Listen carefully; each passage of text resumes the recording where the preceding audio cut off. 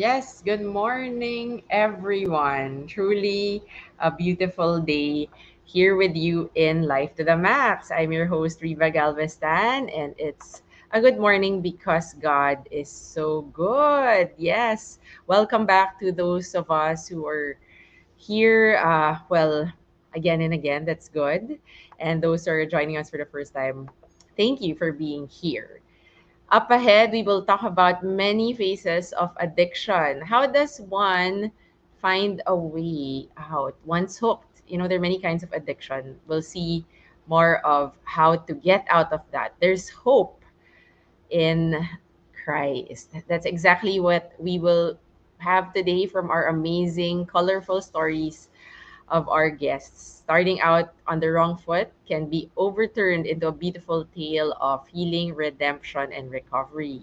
Before we begin our talk on addiction, I'd like to share with you how it warms our hearts to know of the impact of our last broadcast 2 weeks ago on marital betrayal. We not only got a lot of engagements, but someone from the audience reached out privately to one of our guests whose story resonated with our viewer who happened to be in a similar betrayal situation. So we don't know how the Lord will use this broadcast as well. Well, long story short, a marriage was restored and saved by the Lord because of that episode. Imagine what the Lord does. And you, if you are going through addiction, or if you have friends going through addiction, or are still struggling with it, this is the time to share this broadcast. What a blessing to know that Life to the Max is truly making a difference by God's grace through this program we have. So it's not too late to watch that particular episode. And we also have our previous episodes all uploaded online for free. Share the link with others. A simple act of sharing may just save more marriages, relationships from falling apart. And same in the same way, today we have people who are going through addictions who need help.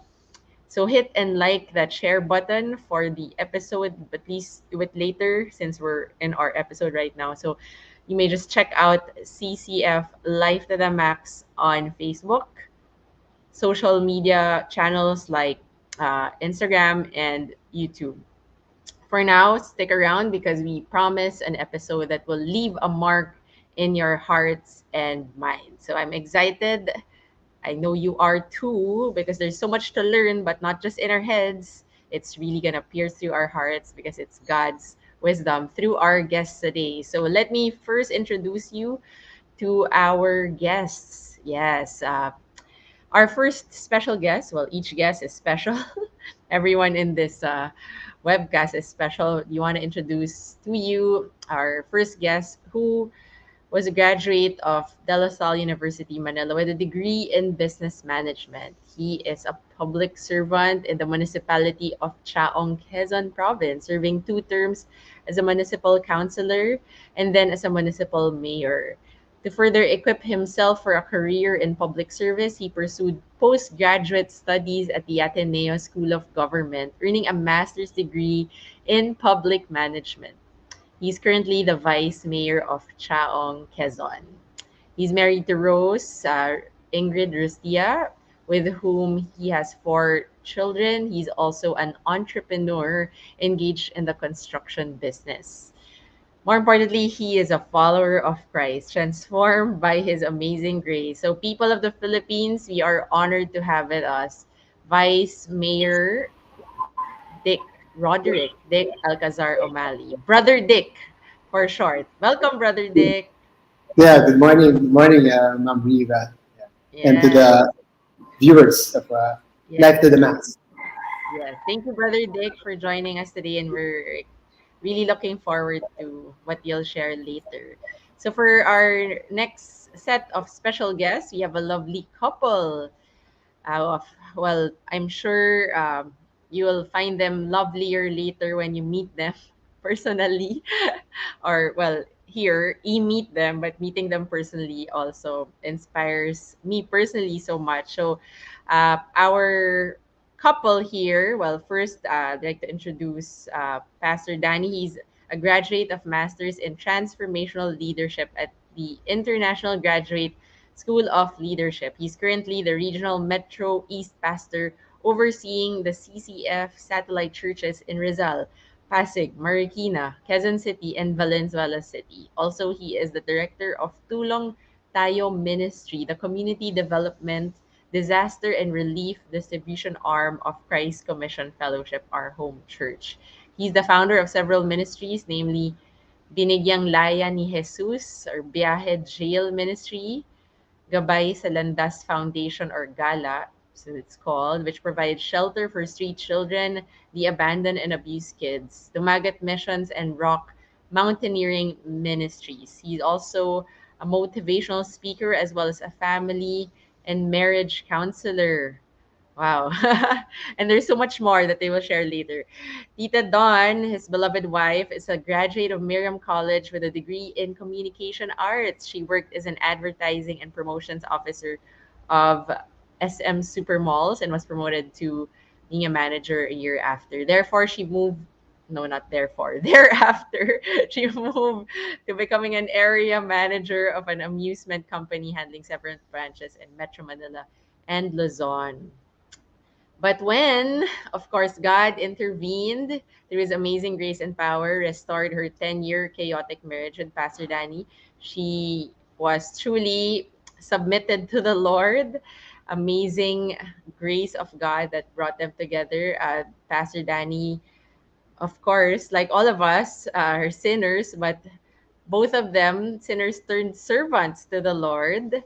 From Pastor Danny, from being a persecutor to a pastor, uh, Tita Dawn gave up her career in the corporate world to join her husband, serving the Lord full time together in CCF for the past 18 years. So, yes, there's so much more we can say about them and their work, but it's really God's work that you'll see today. So they've been married for 32 years and blessed with three children and a daughter in law. Please join me in welcoming Pastor Danny and Dawn Urquico. Hello Hello, and good morning, Riva. Pastor Danny and Dawn. Hello, Riva. Good morning. Hello, Hello, good everyone. Good Hello, morning. morning. Engineer Dick. Pogi mo. Yes, Brother Dick. Fresh morning now. Ayan. Thank you for Most being with us, thank Pastor you Danny and for Tita having Dawn. the Max. Thank you for having us once again. Yes, and for our panel discussion, of course, we want to also introduce another special guest. We have a resource person who will share her professional views and opinions coming from her field of expertise. So we have here our special doctor guest. She's a graduate of Doctor of Medicine from Virgen Milagrosa University in San Carlos, Pangasinan. She finished her residency at the National Center for Mental Health. She's engaged in private practice as a psychiatrist and at the same time the head of psychiatry department of Rizal Medical Center. On top of these, she sits in the board of CCF Penuel Home, a Christian drug rehabilitation and recovery center. She's also an active member of Doctors in Touch Medical Ministry of Campus Crusade for Christ, as well as the group of addiction psychiatrists of the Philippines. She is joyfully married to Dr. J. Encarnacion. They have two beautiful children and a 6-year-old granddaughter. Let's say hello and welcome to our Suki consultant, whom we're very grateful for, Dr. Carmela Encarnacion. Welcome back, Dr. Carmela. Yes, good Yes, morning, Riva. Good morning, everyone. Maulan na Monday, but I think there's something in store for us. yes. Maulan, uulanin tayo, Doc, ng ano, wisdom from the Lord through you and Oh, yeah. Brother Dick, Pastor Dick, and Don. Yes, and of course, we have our moderators moderating this panel discussion. Joining us to handle the interview portion with our guests are the pillars behind our Life to the Max ministry, our ministry heads, none other than Pastor Roy and Tita Sasa Felipe. So, as you know, Pastor Roy and Tita Sasa both serve here in Life to the Max, leading us and of course, guiding us and loving us. We're so grateful for them. Life to the Max, as you know, is a healing ministry under CCF Ministries Inc. or CCFMI. But this is not just healing physically, but a holistic healing that the Lord wants for us. So we have the pleasure of bringing you relevant life topics like what we're streaming right now. Pastor Roy and Tita Sasa are truly a power couple because they're empowered by the Holy Spirit when they lead. Pastor Roy has a full time work. Well, he's been a full time pastor. Well, we're all full time serving the Lord in our hearts, right? But in CCF for the past 22 years, well, Tita Sasa has been a faithful helpmate to him. We know Pastor Roy is overseeing as head pastor of CCF Metro East Hub 4, which is comprised of three churches, satellite churches: CCF Feliz, CCF Gateway, CCF Langka. So if you're in that area, look for Pastor Roy and Tita Sasa. They've been married for 45 years. Thank God, with five children, all boys, four of whom are married, and they have four lovely daughters-in-law and six grandchildren. Let's all welcome, have a warm good morning welcome to Pastor Roy and Tita Sasa Felipe. Good Thank you, Riva. morning. Good morning, Good everyone. morning. Yes. Okay. Good Thank you, morning. Pastor and Tita Sasa. I now transfer the floor to you, and we'll see you again later. Have an enriching discussion. Thank you. Thank you so much, Riba.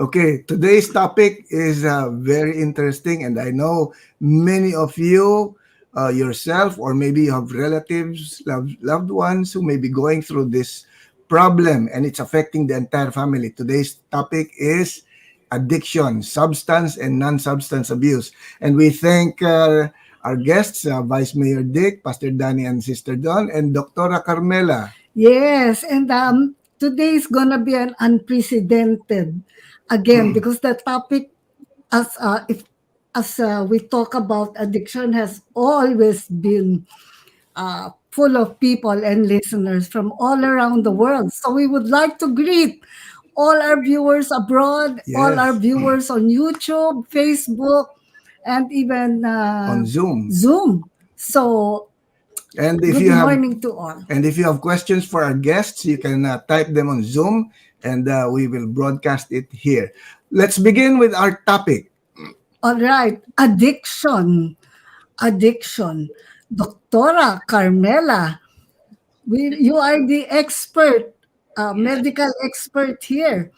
How would you define addiction in layman's terms? Yeah, I think Doctor. everyone has their own definition of addiction, no? When you Mhm. say it's addiction, alam na, parang may alam ng Oo. meaning. Yeah.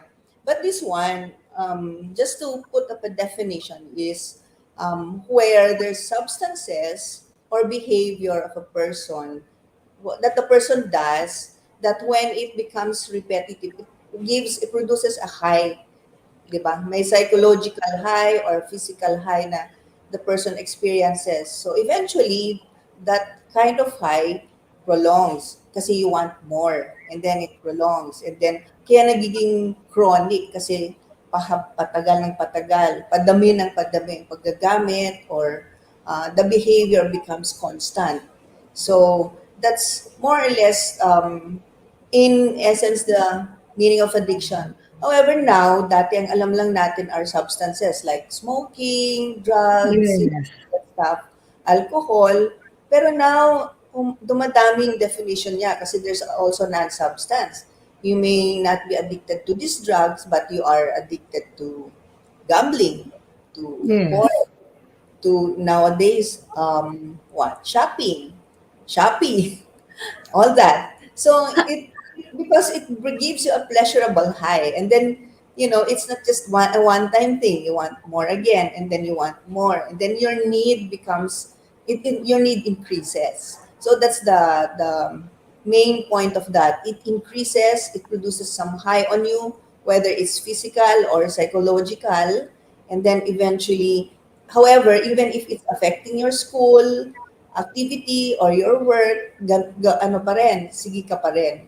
So it doesn't even you don't even mind already if these things are affected. The point there is you want to take it or you want to do it regularly. Yeah. Okay. Oh, In oh essence, my. That means there can be, each of us can have our own addictions. yeah, Doctora? because it's possible to be addicted to anything eh. Yeah. Hindi naman Oh, necessary, no. If I, you can be addicted to your husband also. No, always, I admit, guilty. Ad-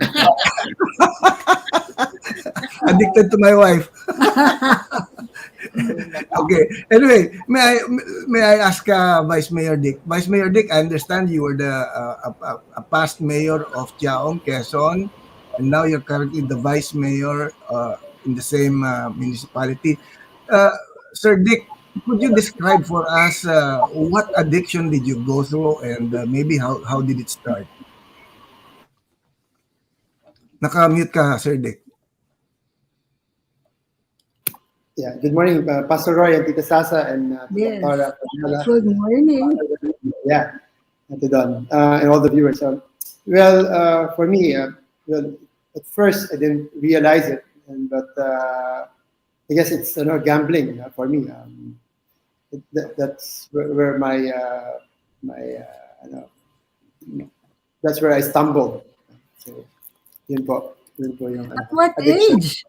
Mm. At what Well, age did At your what age? addiction? Okay. No, I was exposed to it when I was like 12, 13. My dad's a gambling man. He's a cockfighting aficionado. He's a card game player. So at 12, he was bringing me to these places. No, it's unlike today where you cannot enter when you're a minor. But before, back then, about 30 years ago, you can bring your children everywhere, to cockfighting, to card games.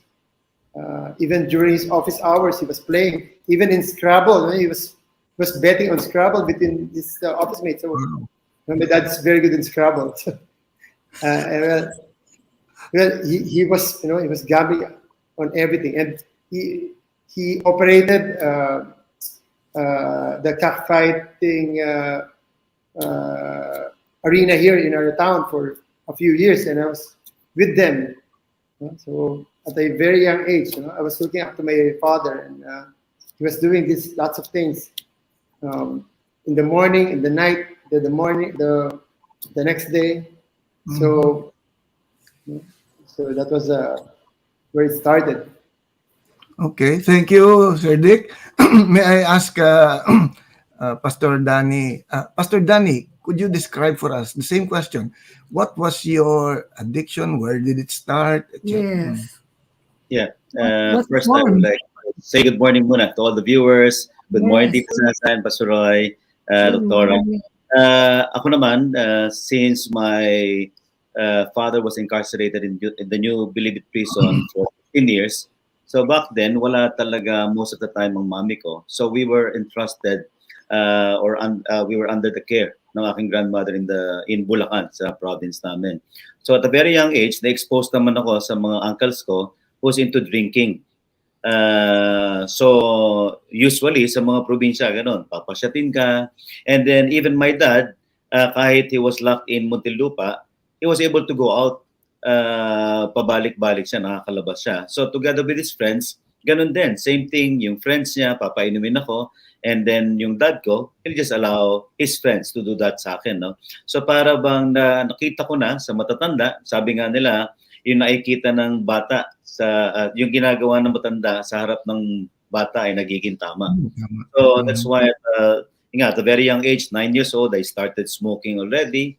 At 10 years old, ang iniinom ko noon, hard na, White Castle.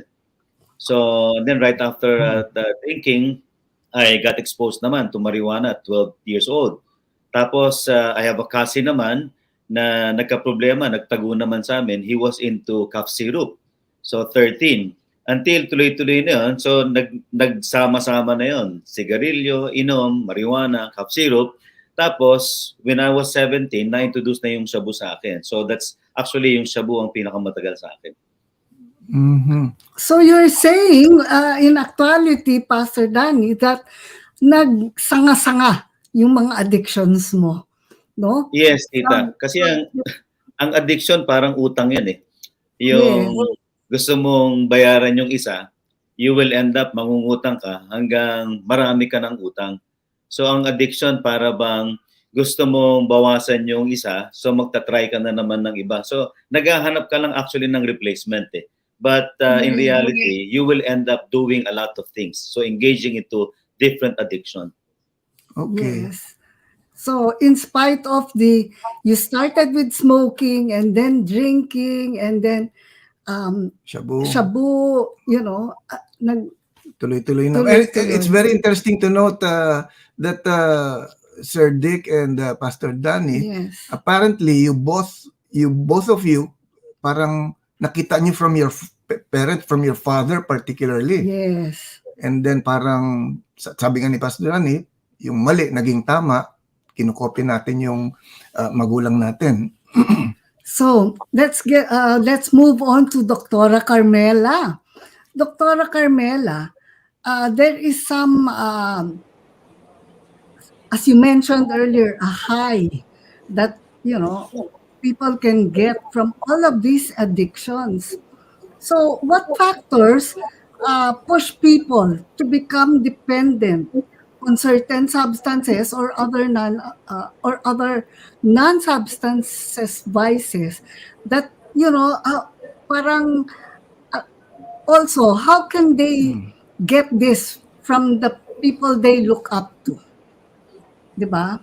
Well, if you can see with their history, they're exposed at an early age. Kumbaga, Yes. nakikita yon from it's not even, sometimes it's not unconscious na but you're bringing kasi your children to the arena, mga ganyan. So, may exposure siya. And eventually, syempre, the curiosity of a child at that young age will start. So, parang ang saya nila. So, ano kaya yung saya nila na, baka I can try it also. So, eventually, itong ginawa nila. So, normally, the exposure was a cough syrup, sabi nga ni Pastor Dan. And small pa, drinking, kasi nakikita niya, may inuman sa bahay or sa labas, di ba? Yung environmental factors can also be a factor kasi what you see around you can affect the behavior that you'll eventually have. So, having this exposure, eventually parang, okay, so ito pa rin masaya. But eventually, hindi mo napapansin na parang hindi na, because there's a tolerance, parang, okay na to, hindi na siya nagbibigay ng ganong kasaya. So, you're looking for another one. Yung sinasabi na mag-graduate ka to another one. Kasi wala na to, parang hanggang 5 lang ang level niya. So, akit ka naman. Kasi, you're looking again for that reward, that pleasure na it gives you. So, taas ng taas. Diba? Even in gambling, we know sometimes nagsastart lang ng mga, mga pusoy-pusoy dos na 25 centavos hanggang tumataas ng tumataas. Hanggang mamaya, nakita mo na sa casino ka na rin. Diba? So, eventually, the reward will have its own tolerance. Yun. Tolerate na nila yung hindi na gaanong high yung feeling. So, tataas na naman yung kanyang need. So, it surges. And ikaw naman, since you want to reach that kind of high, you try other things or you increase the things that you're doing. Okay, parang medicine na tolerance sa medicine, nag-i-increase yung dosage. Oo, yeah. Totoo. Okay, may I ask Sir Dick, na-mention niyo po na na-addict kayo sa gambling. Ano po what was your ano tawag niyan, high from this gambling addiction niyo? Actually, Tito Roy, dito I was in denial for a very long time. So, when you say addiction, you say addiction, I'm not itchy for it. Although there's no physical, You cannot see it physically, and you can feel it. But addiction is, para sa akin, well, you're in denial that you're into it. But I guess, now that I look back, yes, it is. And yun nga po, para sa akin, when everything in all the aspects in your life gets affected, I guess that's the result of addiction. And yun nga po, when financial, the aspect of your family, marriage, and your everyday life, it's you can hardly work. You don't want to, you wanna stay, you wanna go out of the office already. And the high po is tama po si Dr. Before I can remember, when I was 12, 13, when I win 200, 300 pesos in the cockfight, I was so excited. But I couldn't enter the casino. So when I was 16, 17, I told myself I will enter that casino one day. And then, po. So yeah, as I look back in my life, that's Dr. Carmela's right. You long for something more excitement or more money. So, tama po. So it's the excitement of winning money And the high of and the winning. high. Wow, ang galing ko. Yes, and in fighting po, pag magaling ang manok mo, sikat ka. Ayun. Yeah. In our early stage ni Pastor Dan, I'm part of his D group nagtatalo pa kami. Sabi ko, Pastor, ano to? Sport to? Itong mga politiko, mga sikat ng mga laro rito. So I'm defending it pa. Parang maraming social connections, mga. Oo, mga sikat ng mga nandito. Natadyaryo pa nga eh. So yeah. I'm a sporting man, Pastor. Okay. And it's a skill, di ba? Yes, to win money. Yes.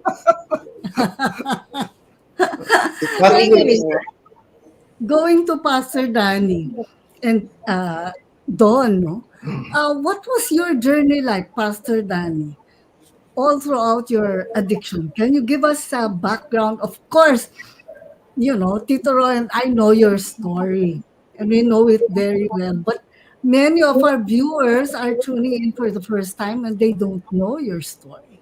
So please tell Yeah. us. I think, Tita, what other people do not know, I really had a very hard life growing up. Kasi nga yung having an absentee father, and we would rarely see him. Tapos pag umuwi siya sa amin, yun nga parang yung recollection ko, yung mga times namin together, very few yung mag-enjoy ka o masaya ka. Kasi oftentimes, you'll experience verbal and physical abuse. So I think yun yung that made me very vulnerable sa lahat ng yung mga so-called pleasures that the world can offer. So hindi ka na nag-iisip ng pros and cons hindi mo iniisip yung consequence. I think siguro yung heart ko at that time was in so much pain. Kaya anything that will temporarily give relief, mabilis akong mag-give in. So, yun nga, akala ko, okay, kasi meron kang high na experience Especially pagka iinom ka, para bang temporarily makakalimutan mo yung mga heart issues ko, makakalimutan ko yung galit ko. Tapos, natuto na akong magmariwana. Parang ang sarap-sarap, ang saya-saya kasi kayong magbabarkada. Pagka nagmamariwana, tawa lang kayo ng tawa, kakain lang kayo. Pero the reality is, pag nawala na yung tama, nandoon pa rin yung parang deep need or yung longing in your heart ng affirmation, yung meron kang need for acceptance, meron kang so much need for love, especially from parents. So, kaya ang gagawin mo, gusto mo ulit hanapin yung nagbigay sa'yo ng temporary parang satisfaction or pleasure. Tapos nga, nung natuto naman ako mag-cough syrup, syempre downer siya. So parang ako kasi, I think meron akong ADHD. So sobra akong Sobrang lahat ng bagay sa akin kinakailangan mabilis. At saka, ayun nga, masyado akong palaging on the go. So, hindi ako mapakali palagi. So, nung nag-cough syrup naman ako, kumalma ako. So, kalmado ka in such a manner na, yun nga, para ka lang robot. Imagine mo yung pinaghalo-halo mo lahat yun. Marijuana, cough syrup, tsaka alak.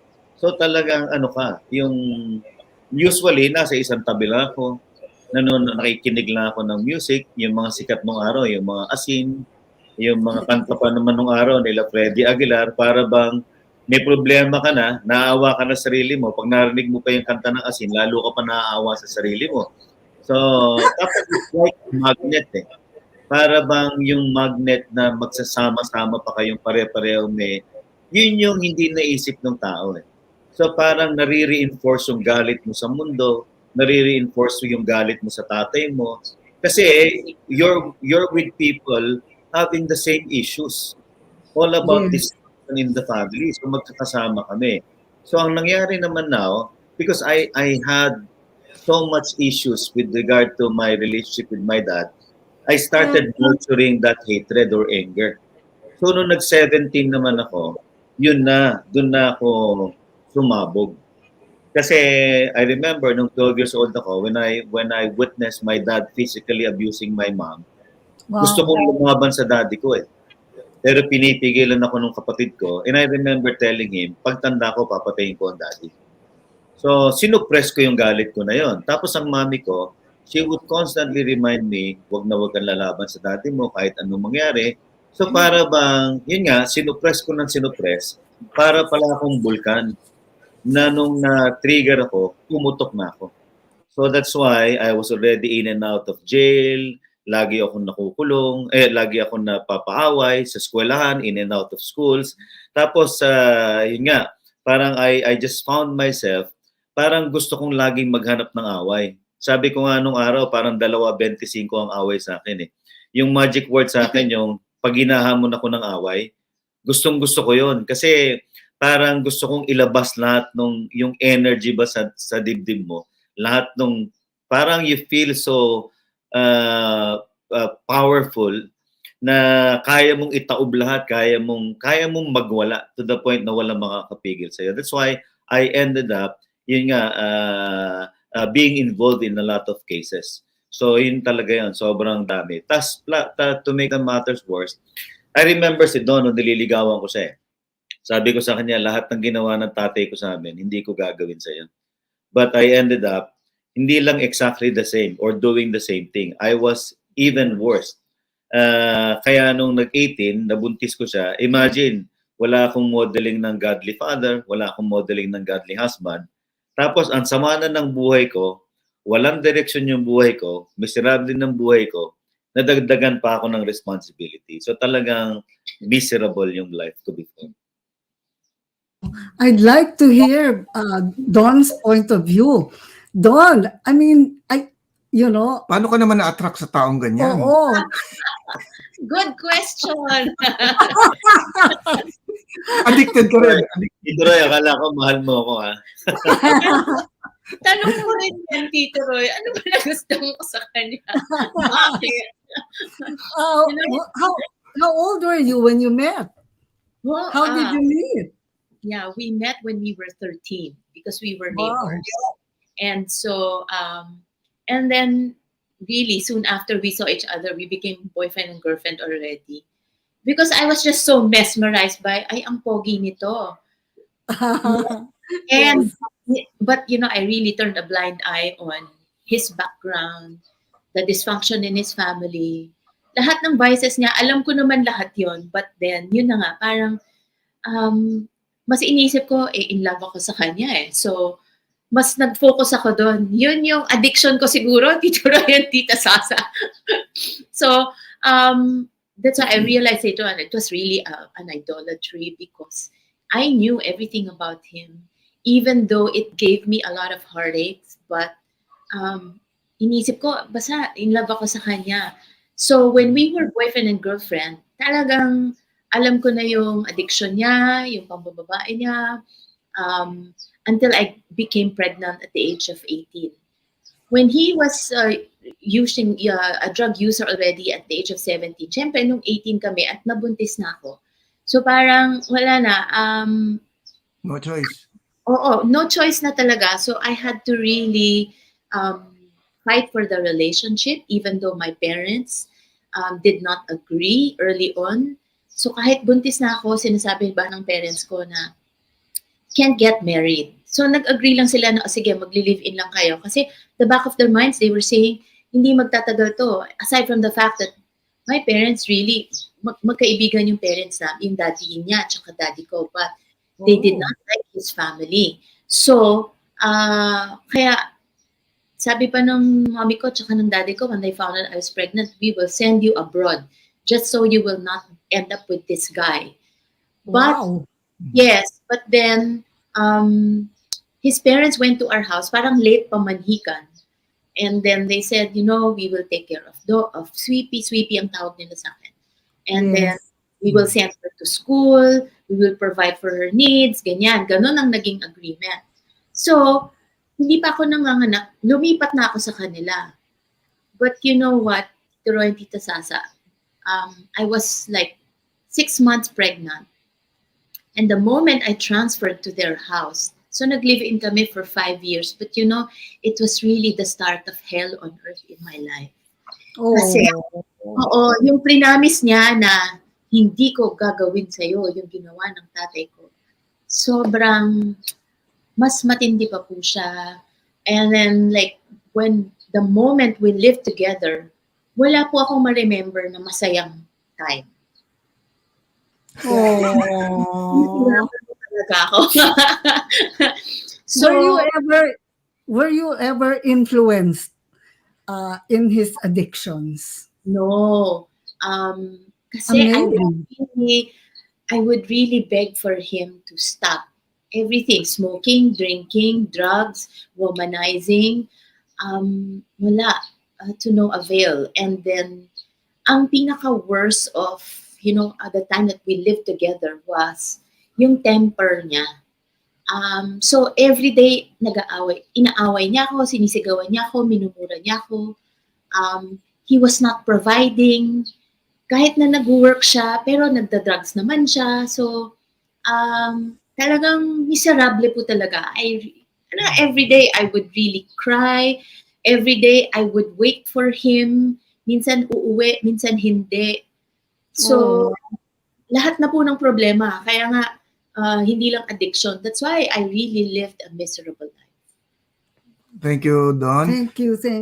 May I ask Vice Mayor Dick naman. Sir Dick, what was the effect? Ano po yung effect sa family nyo, sa wife nyo, sa children nyo because of your gambling? Well,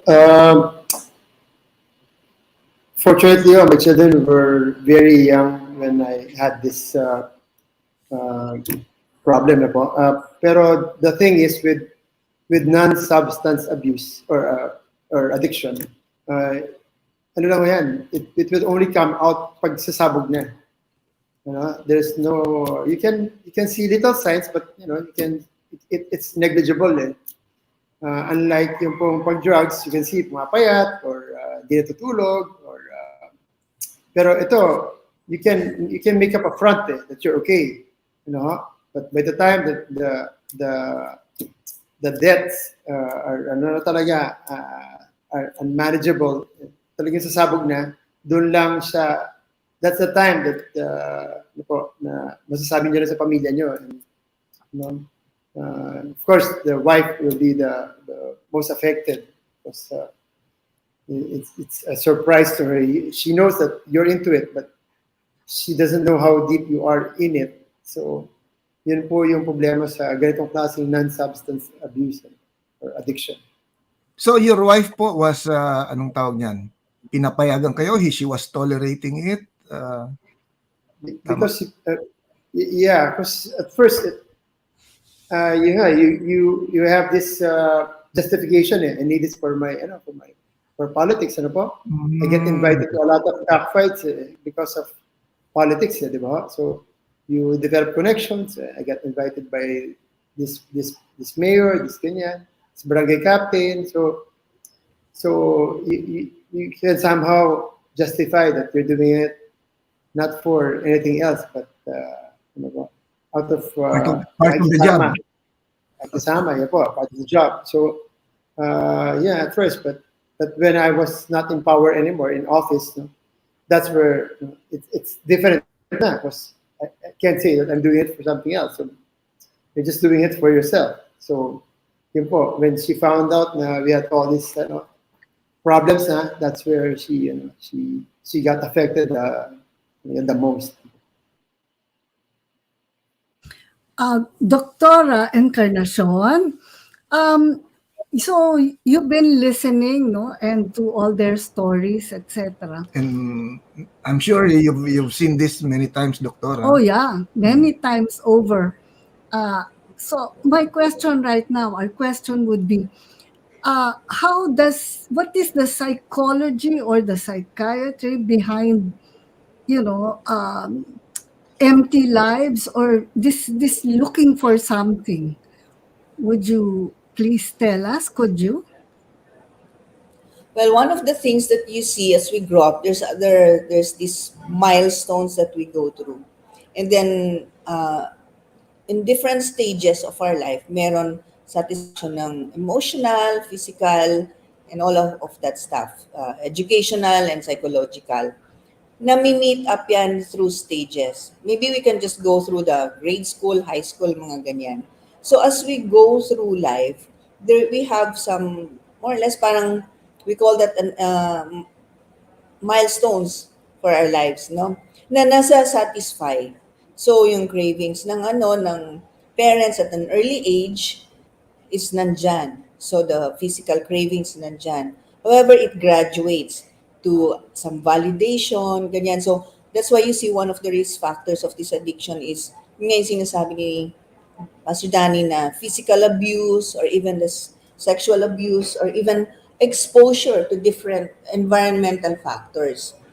Now, as you grow, nagkakaroon ka ng empty, if like kunwari yung emotional behavior mo or your emotional state mo is crippled because lumaki ka na, graduate ka na-achieve mo yan. Kaya lang, yung emotional behavior mo, minsan is the one that's crippled. Parang nakikipaghabulan siya. So, if that's not satisfied, people will go to these different kinds of state substances or behavior that satisfies them temporarily. Kaya nga sabi ni Pastor Daniel si BM na it gives them a temporary pleasure. Diba? Temporary yan, para kang nagbaban-aid. Kaya lang, after that, after a while, nandyan pa rin yung empty. So, hahanap ka na naman ng something that would satisfy your craving at the moment. But since your exposures are these kinds of exposure, doon ka pupunta. Diba? So, yung environment kasi talaga and early experience to drugs or stress that they experience at that stage, kung wala kang ibang pampalit doon, yun at yun ang pupuntahan mo. So, malaking bagay, di ba, lagi sinasabi sa atin that we validate our children as they grow up. Kung walang validation, hahanap yan hanggang sa matuwa whoever the parent is na, uy, ang galing ng anak ko. Yung mga ganon. That's why people gravitate also they get addicted to getting high grades. Kasi, yun ang nakikita nila na na-validate sila. Uy, yung anak ko may honor siya. So, pag walang high grade, walang honor yung anak niya, at hindi yan nag-march, ay end of the, parang ngayon, kung walang honor yung anak mo, definitely the child will feel invalidated. So, yung stress niya to study more, ganyan, will pursue. Kaya lang, what is happening here is you're just getting the validation pala of the parent. Yeah. So, Diba? sa kwento po, Okay. Doktora, from the story of Sir Dick and Pastor Danny, uh, from what you're saying, yung na-validate yung addiction nila from their fathers. Kasi sinasama sila. Yeah, it was a longing that they look for, no? For their Yeah. father's So wala nang ibang attention. exposure kung di yun naman eh. Siguro kung Mm, mayroong yan sports na expose na after this, sige, basketball tayo or, mm, swimming tayo. Wala naman. So, it's just there. Hanggang dun lang yung nakikita. Kaya okay. parang siyang you're compensating for something else. Mm, Pag Yes, binigay yes, sa effort, diba? yes. So in Pastor Danny's case, what did you long for from your father? What were you really looking for, Pastor Danny? Well, basically, growing up, hindi mo pa talaga alam exactly anong mhm, need mo eh. mhm, But eventually, yun nga, yung affirmation, kasi iba yung dynamics ng family namin. United Nation kasi kami.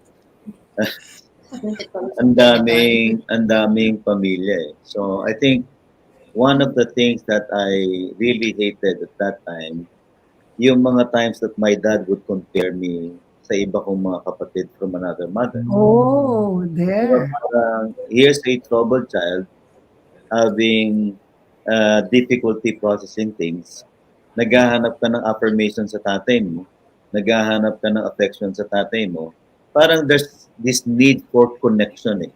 So, pang feeling ko, hindi kami, alam kong tatay ko siya. Pero yung heart-to-heart connection, I think yun yung wala eh. So, kaya ano yan siya, naghahanap ako ng connection outside, yeah, sa being with friends, kaya most of the time, nauuwi ako with the wrong people. Kasi yun lang, naghahanap ako ng connection, naghahanap ako ng acceptance, sa labas ng bahay. Siyempre, pag medyo matapang ka, pagka medyo nagsisiga-siga ka, bida ka sa mga tao. Parang you are hero in such a manner na kahit mali yung ginagawa mo, ina-affirm ka ng mga kaibigan mo. Tapos, I think kahit nung estudyante ako, yung mga PWD naman, yun naman ang hindi ko naman, kasi alam ko yung feeling nung naghahanap ka ng kakampi, magtatanggol sa'yo. So yung mga kaklase ko naman na PWD, ako naman ang sumbungan nila. So hindi naman ako bully in school. So yung mga inaapi naman, sa akin sila lumalapit. So Oh, parang Rocky. So naikipag-away naman ako for them. So parang basically, yun nga, parang gusto ko lang na i-affirm ako ng tatay ko. Plus, hindi ko kasi na-experience yung, except for once, bago mamatay ang dad, except this one incident, na bago mamatay daddy ko, nung tinawag niya akong anak. Pero, yun nga, hindi niya ako tinatawag na anak. Never said I love you to me. So, yun yung ano yun, di ba, na hinahanap ng isang anak ko. yes, yes, yeah. yes. Sister Don, yeah, all of this time that Danny was going through this phase of his life, how are you handling? What was your coping mechanism, or how are you handling your life? Gusto mo ba siyang iwanan or mag-file ng annulment or whatever?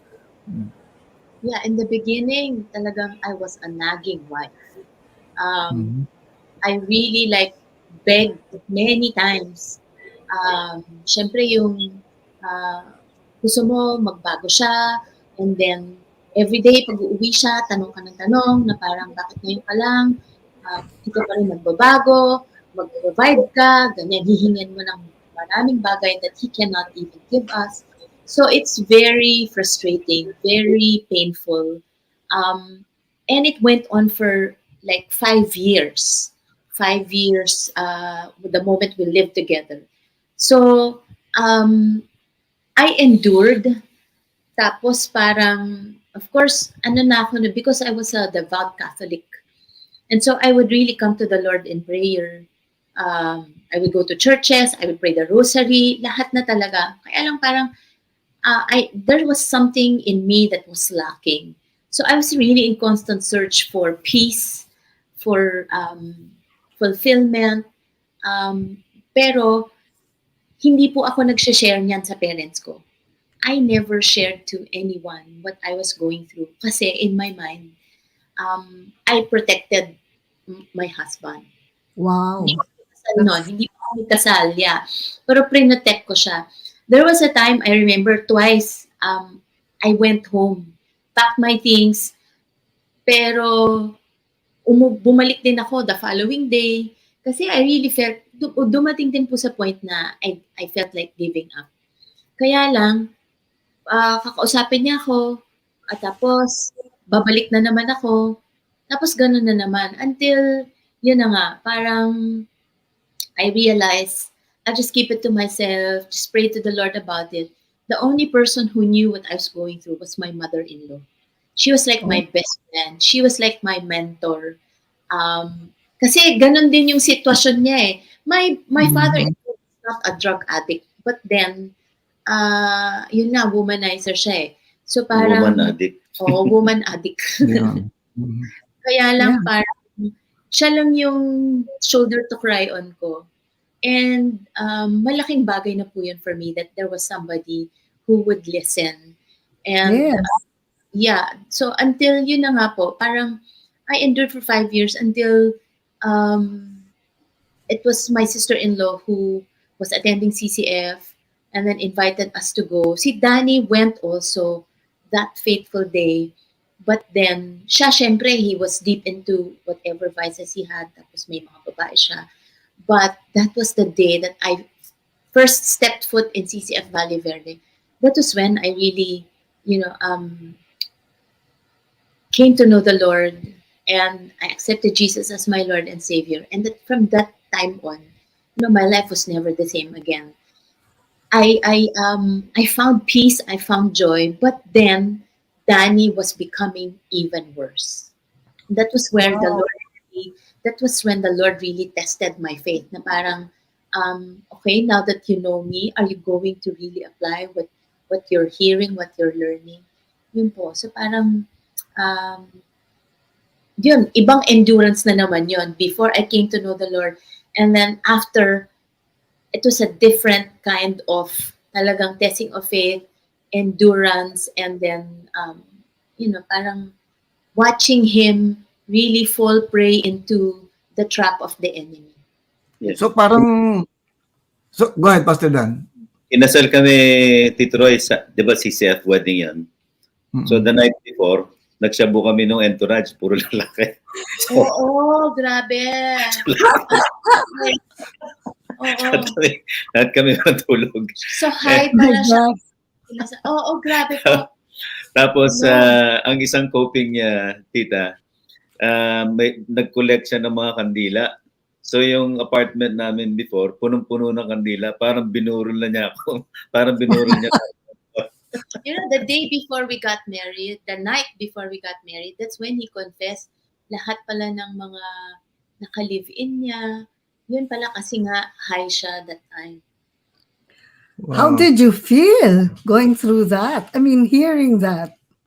I did not know. He confessed only later on na yun pala parang nung nag-confess siya sa akin, naka-drugs pala siya noon. So he did not tell me he took shabu that time. So parang later on niya, when he was a Christian already, that's when he told me. So years later pa. Kasalanan ng shabu. Oo. Yun. Wow, I admire you, Don. I really admire you. Let me ask naman, Sir Dick. Sir Dick, what was, ano yung pinakamababang point sa buhay mo? What was the worst day of your life na you experienced because of this gambling? Well, ano po when you're into something as serious as gambling, ano yan magnet yan sa maraming bagay. So when parang evil begets evil, no? So ito naman, pag nandyan ka na, you add another vice, no? Yung womanizing naman. yun po, pagka all these ingredients talaga, pag pinagsama-sama nyo talaga, sabog talaga po eh. So, that's yun ang pinaka naging trigger sa lahat. When my wife found out, obviously, not only into gambling, but there's a woman pa, there's women. So, yun po ang yun po ang naging pinaka talagang, that's the lowest point. So, mami ka na, Dick, finally. Naka-record to, ha? Like, Live to. Mababroadcast to sa lahat ng barangay ng Chaong. Lagi niyang linya sa amin, Pasuroy, sa D-Group, napagbibintangan lang ako eh. Politika kasi yan eh, di ba? Kasama yan sa politika. Actually, before we move on to the questions, Pastor Danny, what was the worst thing you did to Don and your family while you were under addiction? Well, I did a lot of bad things, tita. Pero sa family ko, I remember there was one time, kasi yung separated na kami. So I was already living in with somebody else. So away kami ng away ng babae. So sabi niya, gusto ko magpakasal tayo. So in-explain ko sa kanya, hindi kami pwedeng magpakasal because I'm married to Don. So lagi kami nag-aaway. So imagine yung wala kang tulog, hindi ka kumakain, dahil mong iniisip, dahil mong problema, tapos inaaway ka pa. So one time, while I was driving, nakarinig ako ng boses. Sabi sa akin, para wala ka ng problema, patayin mo na lang yung asawa, patayin mo na lang yung pamilya mo. And I was really capable of doing that, tita. Yun nga, outright, wala nang isip-isip. Pumunta ako kung saan sila nagstay. Tapos lagi ako may dalang baril eh. So, pinakit ko sila lahat sa room. Si JV was 8 years old back then. Si Renzo naman was 2 years old. So, meron silang collapsible tent. So, I told everyone, pasok kayo sa tent. When I was about to shoot si Renzo, yung pangalawa ko, tawa siya ng tawa. Actually, hindi siya normal na tawa ng bata eh. So, parang for some reason, I believe that's God's way of intervening and to stop me from pulling the trigger. Kasi yung tawa ni Renzo, natauhan ako. Kasi sobrang saya niya. Siguro inisip niya maglalaro kami. So, utok na yung baril sa kanila. So, can you just imagine, kung hindi siya tumawa, kung nabaril ko si Renzo, susunod mo si JV, susunod ko si Don, and of course, syempre, susunod ko na yung sarili ko. So imagine how the devil distorts and influence even your thinking. So ganun ka-vulnerable kasi hindi lang siya foothold eh, nagkaroon na ng stronghold si Satan sa lahat ng aspeto ng buhay ko eh. So and then after that, parang a week or weeks or a month later, pang sabi ko, dumating na ako sa point na hindi na talaga ako nag-iisip. Kasi na-realize ko eh, sobrang evil ko na kasi papatayin ko na yung pamilya ko. So para ayoko na siyang maulit-ulit, I thought of committing suicide 2 times. Pero again, each time, yung una, I remember, si Renzo rin na naging dahilan. Kasi nagsulat na ako lahat ng suicide note, nakadamit na akong pamburol. Tapos, naka-ready na yung baril ko. Tapos si Renzo naman, non-stop, katok ng katok. So, katok ng katok. So, yun naman, nung pagbukas ko, parang, again, si Renzo na naman, yung naging parang tool ni God to prevent that from happening. Yung pangalawa naman, gano'n na naman. Si Jojo naman, dumating from Germany. So, parang, di ba, siyempre, kapatid mo yan eh. Tagal mo hindi nakita. So, inisip ko parang very tragic for him. Ang tagal siyang hindi umuwi. Tapos, uuwi siya that same day kung kailan pa nagpakamatay yung kapatid niya. So, yun yung mga miracles ni God sa akin. Wow. Don, how about you? I mean, seeing a gun pointed at your son and knowing that it will soon be pointed at you, what thoughts were racing through your mind? The time, Tita, I was just, shivering in fear. And, but kasi si Danny is the type na because of his temper, and I know he is into drugs, you cannot stop him if like he plans on anything, because the more you're going to do something to stop him, the more he's really gonna do it. At saka ako, napaka-helpless ko pag nandiyan si Danny. Parang, there's nothing I will be able to do.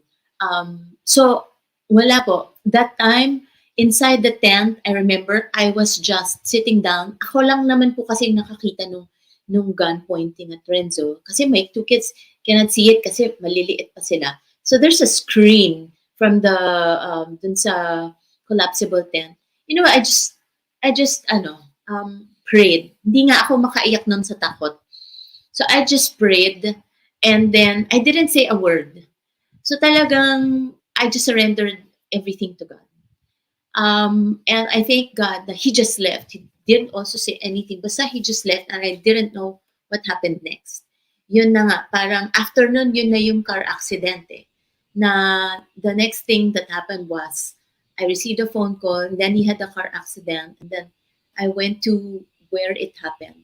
Pero, yun nga, nothing happened to him. Sabi ko nga, pag sinishare namin, sabi ko, sayang, di pa namatay. Yun. Tama. Pero yun ang meron sa Roy, ano yan, total wreck yung sasakyan. Wow. Pero I only had bruises sa knee. So, miracle talaga ni God. Lord, sana sinagot mo na yung prayer ko. Nga. No, we wouldn't have Pastor Dan here today. Yeah. Tita. Sige, we'll go back to Pastor Dan and Don mamaya. Dr. Carmela, may I ask a question? I'm sure with so many cases that you have handled about people addicted, what do you advise the family? How can the family cope with the problem or find a solution to the problem, Dr. Carmela? Now we see that it's not only the addicted person that's a problem, di ba? We see already the family being affected. Yes. Yun. So, these are the people that come to the clinic asking for help, ganon. What to do with our relative, with our husbands, with ano. Si Pasudan, ano lang yan eh, may 9 lives yata talaga yan, kaya ano. Oo. It's fair. But anyway, what do we do? Si Don was with us, I remember, because we were having this early morning prayer, non-watch and that's is yan, si Pastor Danny, aming prayer item lagi before she Yes. goes to work, and we all go to work.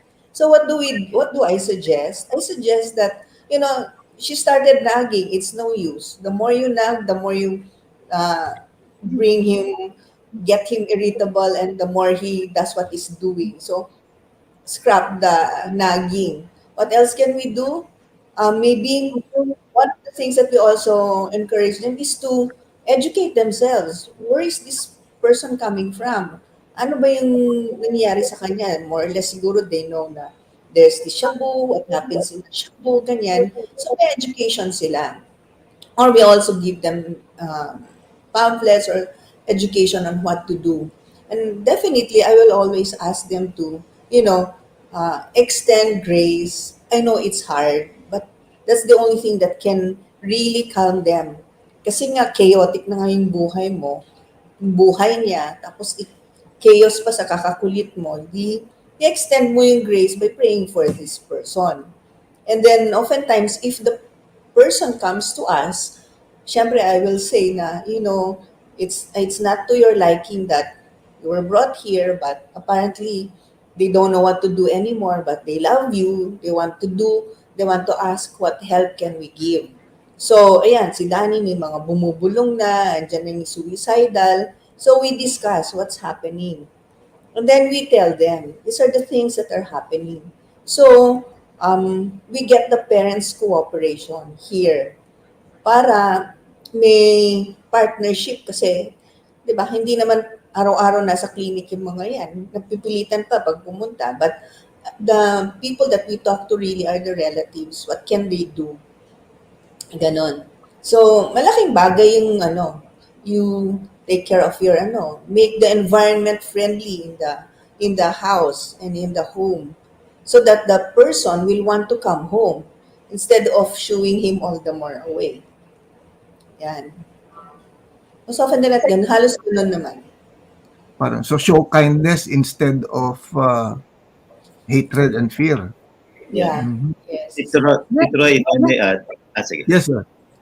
Go ahead. Sige po, I think some parents kasi, they also do not recognize yung contribution din nila doon sa reason bakit nag-engage into addiction, whether drugs or computer games or gambling yung anak nila. Kasi it's easier for some na sabihing perwisyo ka, pasaway ka, pahirap ka, addict ka, without understanding the person kung saan siya nanggagaling and what triggered. And Yeah. there are also a lot of cases na kinausap ko yung parents. Sinasabi ko na, tita, kayo din yung enabler. Kasi alam na ninyo na yung anak ninyo into drugs, into gambling, sinasanla yung gadget, sasanla yung sasakyan, kayo naman non-stop, tubos kayo ng tubos, ibabalik nyo din. Sabi ko, hindi yun yung solution. Sabi ko, this may be hurtful or offensive, but I must tell you na ikaw din yung nagiging dahilan. Kaya yung anak ninyo pumupunta dyan. And somehow, meron din naman mga tao na meron na silang desire to change. Gusto nila magbago, a-attend sila ng program, a-attend sila ng church. Tapos pagdating ng bahay, sasabihin ng tatay, andyan na yung addict, yung mga gamit ninyo, itabi na ninyo, mamaya nakawin na naman yun. So kung ako yung addict, ano ba to? Nagbabago na ako, pinipilit ko na maayos yung buhay ko, nag-church na ako. Kung ang sarili kong tatay, ganyan ang sinasabi. Kung sarili kong mga kapatid, ganyan ang tingin sa akin, na wala na akong pag-asa. Di tuloy ko na lang. So hindi siya kaya ng, especially for the person who's into addiction, hindi niya kaya on his own.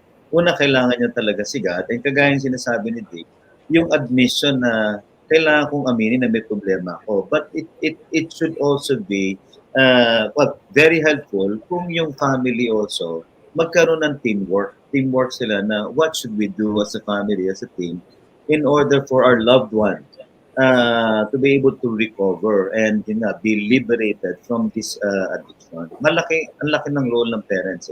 Ang laki ng role ng pamilya. And So in your case, yes, in your case, Pastor Dan, so madali sa yung bumalik kay Sister Dawn kasi alam mong tatanggapin ka niya kahit ano. Is that? Yes. I think when she came to know the Lord, naging very helpful. Imagine, Pastor Roy, muntik ko na siyang patayin. Nang bababae ako ng sobrang kapal sa mukha. Garapal talaga. Dinadala ko kung saan-saan yung mga babae. Tapos, very irresponsible ako. Nananakit ako ng mga anak. Pero yung consistency ng kanyang walk with the Lord, naging very evident sa buhay niya and the way she treated me. And imagine, sabi ko nga, nung message niya ako ng, I love you more and more each day and I forgive you every day. In my mind, nasiraan siya ng ulo. So para, sinong tao matino magsasabi nun sa asawa mo walang ginawa kundi pain sa'yo. And I think aside from her, yung mga kapatid ko, I understand na sumuko sila sa akin. Talagang, nag-give up na yung mga kapatid ko. But ang mom ko, never. She would constantly affirm me nga, sasabihin niya, anak, magbago ka na. Remember one time, lumuhod ng nanay ko sa akin. That was very painful. For a mother na lumuhod sa anak at sabihin, anak, anong nangyari sa'yo? Ayusin mo na yung buhay mo. Galit na galit ka sa daddy mo sa ginawa sa akin, sa ginawa sa inyo. Pero sabi niya, masakit mang sabihin, mas malala ka pa sa daddy. Yung umalis ako doon, grabe yung iyak ko. Hindi ko ma-imagine. Yung pain that I've been inflicting my mom. Pero totoo yung kanta, yung gusto mong bumait pero hindi mo magawa. Pero I just praise God for giving me a mother and a wife who never gave up. And of course, nung nakilala ko si God, doon ko nakita na si God pala all this time, kahit gano'n naging masama yung buhay, hindi siya nag-give up in pursuing me. Pastor Danny, can you describe for us, ano yung turnaround para sa'yo? Ano yung that moment na na-realize mong kailangan mo magbago? Did you go rehab? Nag-rehab ka ba? No, hindi ako nag-rehab.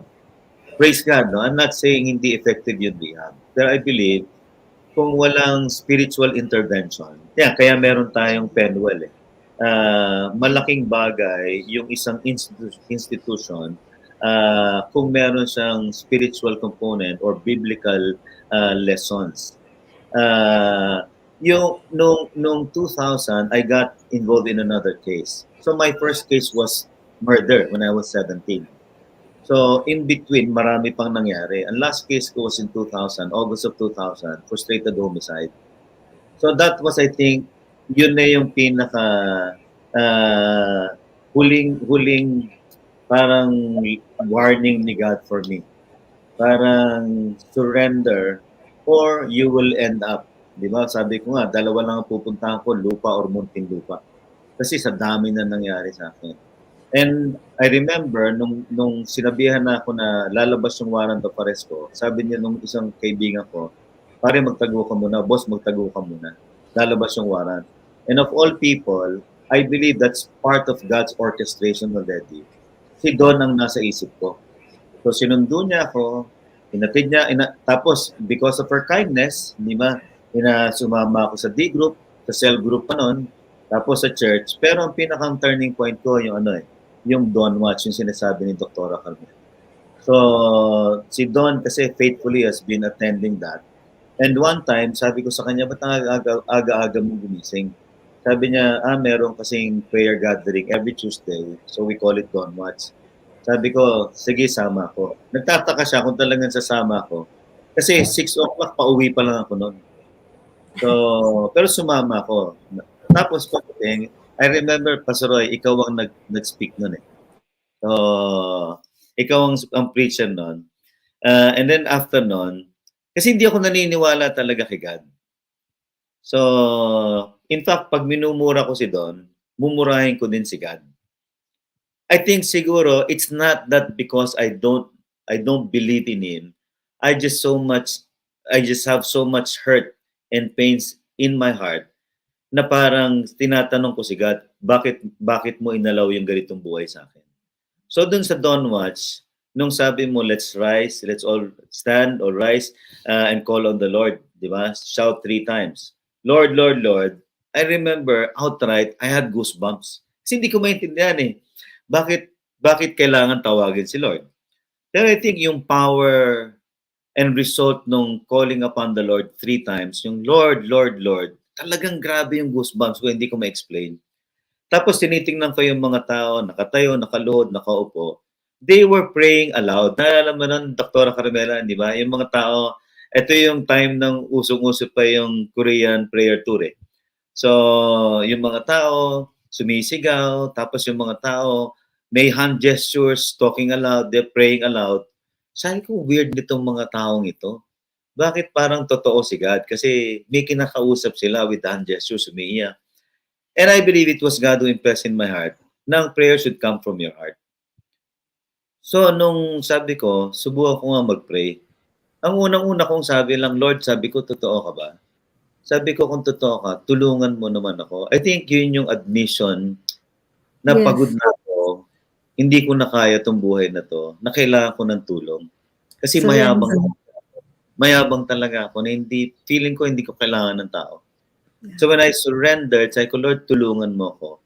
Pagod na ako. Nung sinabi ko yung pagod na ako, for some reason, parang lahat ng nangyari sa buhay ko, lahat ng mabigat, lahat ng pains, nilagay ni God sa shoulder ko para literally I would feel yung heaviness ng life ko. Napaluhod ako. So iyak ako ng iyak. I ended up talking to God about my hurt issue sa daddy ko. So talagang sinumbong ko yung daddy ko the whole time. Tapos right after, para bang merong sobrang bigat na, parang mga heavy stones sa dibdib ko na tinanggal ni God. Tapos it felt so good talking to God from the heart.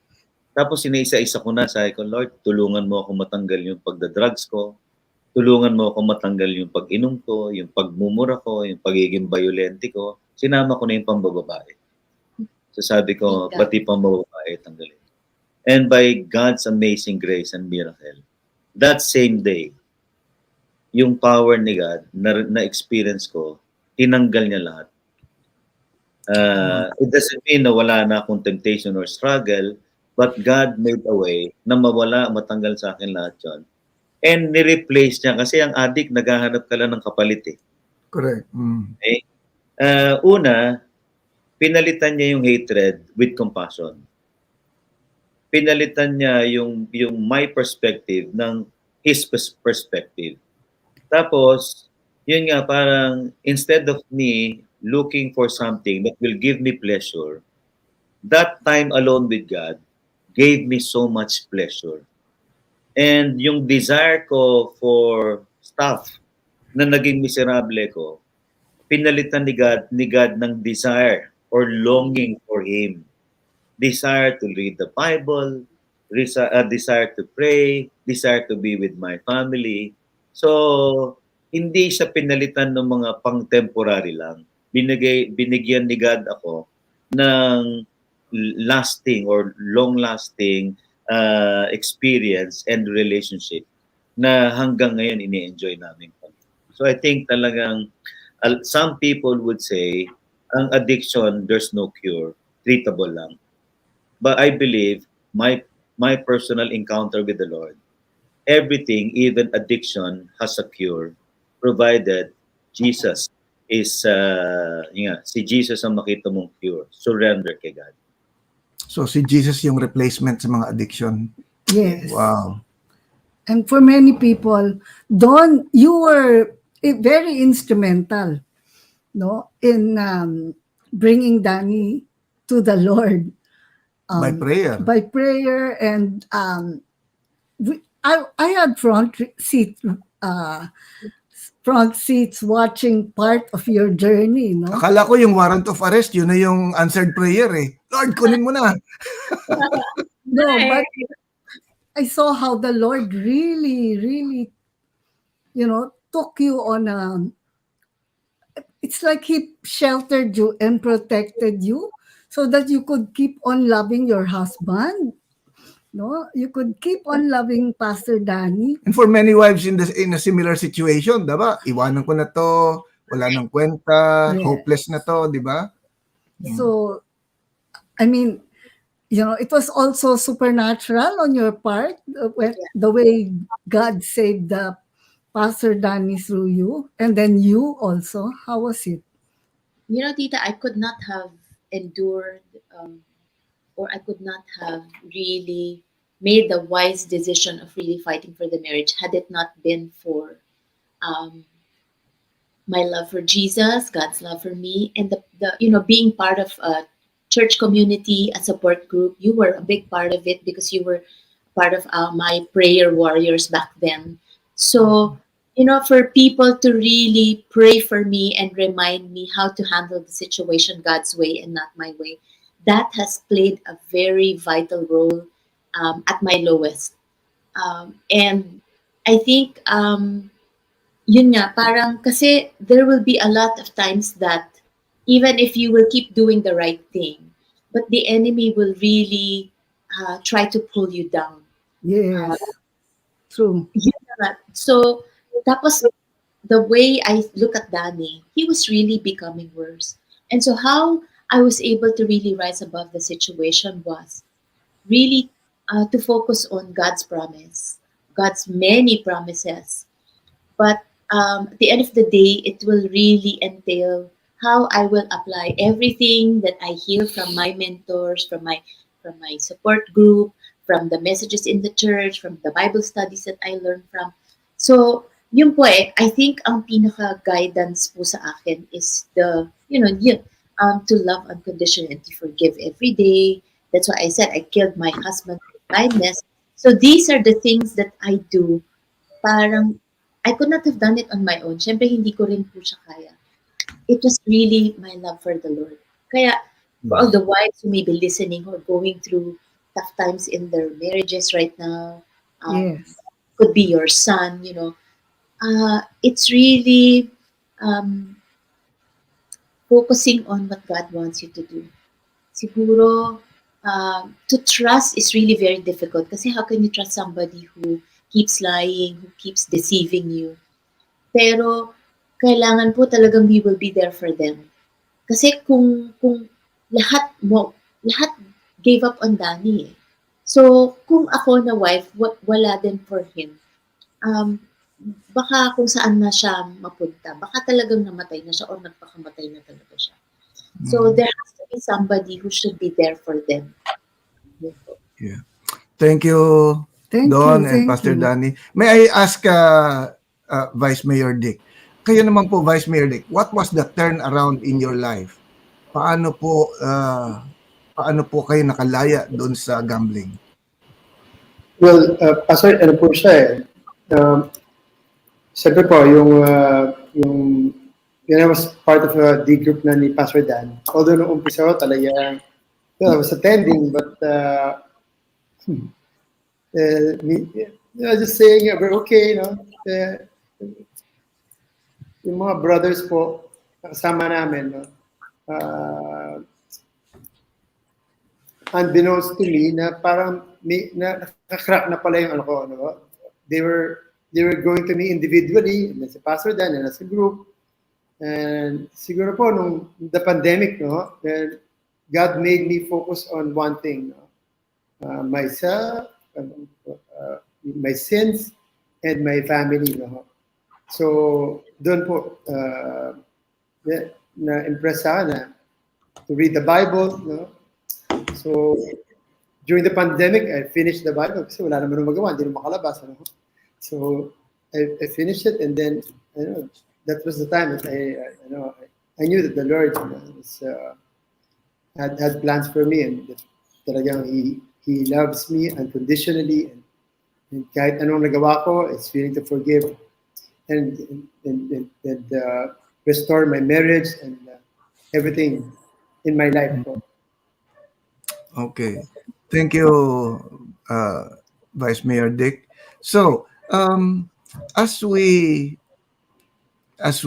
siguro we have some questions, but maybe we can flash it now. But We have some questions from may I ask Yeah. Doctora Carmela? Well, as we know, rehab works, and sometimes it's the Lord who calls, no? But CCF as an entity has a rehab facility. No, it's called Penwell House. So, can you tell us very briefly lang what people go through when they go through rehab? Well, it's called Penwell Home. Actually, it's supposed to be. Its vision is to really help those who have problems like substance addictions and non-substance, um, refrain from this kind of ano. So they have their own program. One of which is also definitely focused on um, their relationship with God. We supposedly naman kasi they have tried what they can, and more often than not they failed. So what is another solution?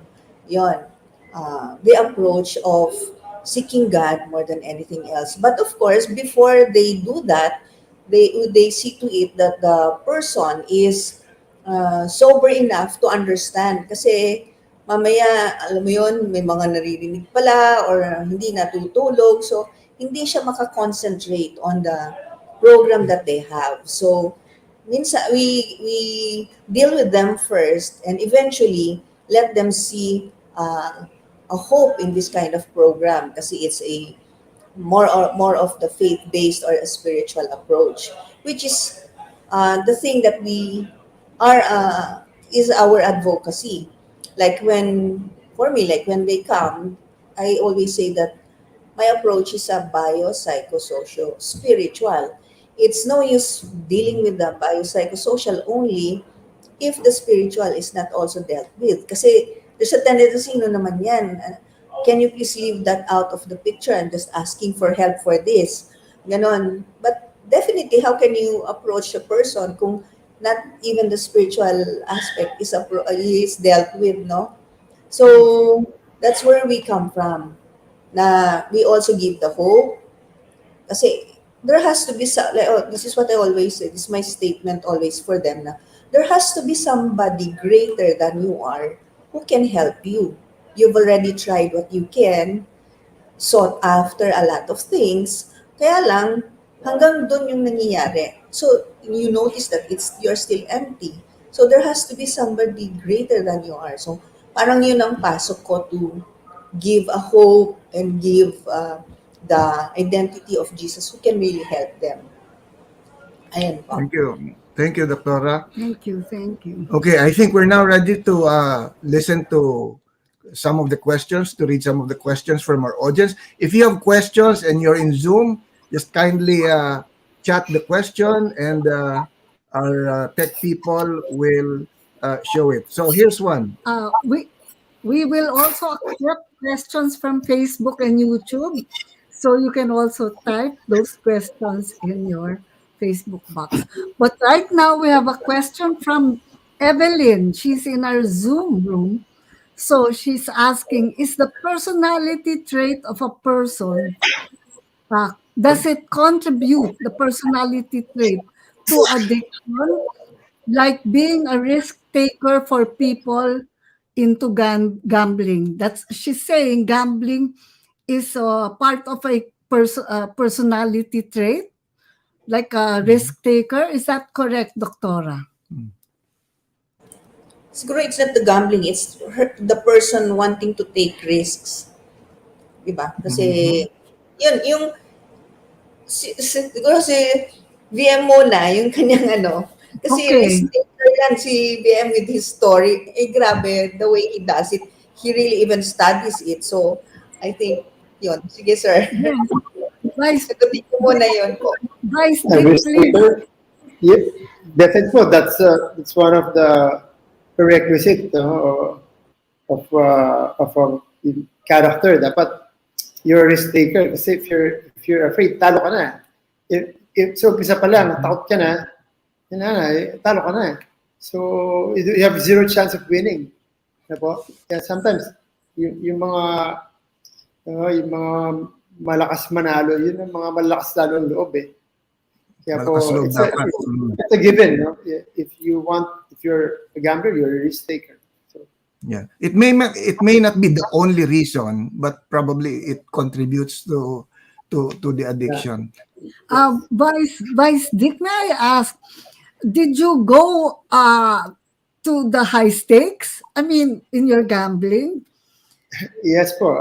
So nga, when you're at a level na that, for example, in cockfighting, if you get a fighting cock worth 20,000-30,000, you cannot bet 5,000 on it, no? Kasi it's you have kailangan times 10, times 5 of that para sulit, na po. So the higher you want to be known, you have to invest on it. Ayun. Tapos, yun po yan.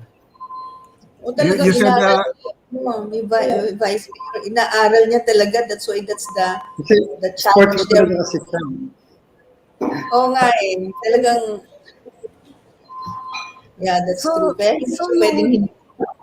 Yeah, so calculated pa, ha? Yes, Calculated po, risk. So parang business investment siya. yes, it's why get substandard fighting cock, and then you're gonna risk your money on it, no?